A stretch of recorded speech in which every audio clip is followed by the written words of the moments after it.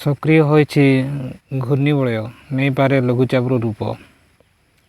3 जिला घड़घड़ सह मध्यम धरण वर्षा नहीं पाणीपाग विभाग सतर्क सूचना जारी करिछि। एथिपाई अति जरूरी नथिले घरू न बाहरिबाकू कुहाଯାଇଛି।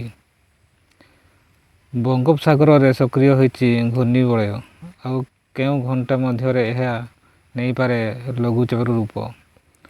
प्रभाव रे राज्य विभिन्न स्थान रे वर्षा जारी रहिछि। ଏହା ସହ ଅନେକ ଜିଲ୍ଲାରେ ଘଡ଼ଘଡ଼ି ସହ ବର୍ଷା ହେବାର ଅନୁମାନ କରାଯାଉଛି। ବିଶେଷ କରି ଆଗାମୀ 3 ଘଣ୍ଟା ପାଇଁ 3 ଜିଲ୍ଲାକୁ ୟେଲୋ ୱାର୍ଣ୍ଣିଂ ଜାରି କରାଯାଇଛି। ସେସବୁ ଜିଲ୍ଲାଗୁଡ଼ିକ ହେଲା କନ୍ଧମାଳ, ଦେବଗଡ଼ ଓ ରାୟଗଡ଼ା। ଏହି 3 ଜିଲ୍ଲାରେ ଘଡ଼ଘଡ଼ ସହ ମଧ୍ୟମ ଧରଣର ବର୍ଷା ନେଇ ପାଣିପାଗ ବିଭାଗ ସତର୍କ ସୂଚନା ଜାରି କରିଛି। ଏଥିପାଇଁ ଅତି ଜରୁରୀ ନଥିଲେ ଘରୁ ନ ବାହାରିବାକୁ କୁହାଯାଇଛି। ସେପଟେ राज्य विभिन्न स्थान में वज्रपात 10 जन मृत्यु होइथिबा बेले 3 जन आहत होइछन्ति। एनी एसआईआरसीएफ पक्षर सूचना मिली। खर्दा जिले में 4 जन मृत्यु होइथिबा बेले 3 जन आहत होइछन्ति।